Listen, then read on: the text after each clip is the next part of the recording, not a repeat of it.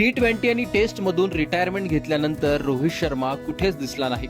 त्यानंतर one day team मध्ये त्याचं पुनरागमन झालं खरं, पण कॅप्टन्सी त्याच्या हातातून गेली.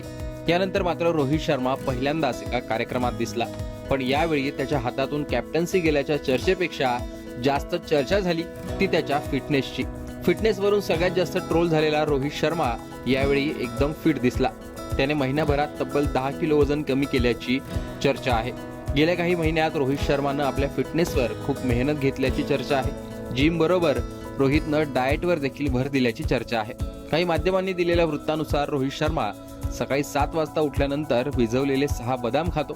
त्यानंतर मोड आलेलं कडधान्य ज्यूस असा आहार घेतो. त्यानंतर 9:30 वाजता ओट्स, पुन्हा ताज्या ज्यूस, 11:30 वाजता धिरडे, नारळ पाणी असा आहार.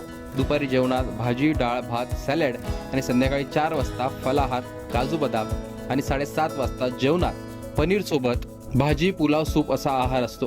आधीपेक्षा रोहितचा लुक आता जास्त फिट दिसतोय. त्याच्या फिटनेसची परीक्षा ऑस्ट्रेलिया दौऱ्यात असेल एवढं मात्र नक्की. एकूणच रोहितच्या या फिटनेस विषयी तुमचं मत सांगा.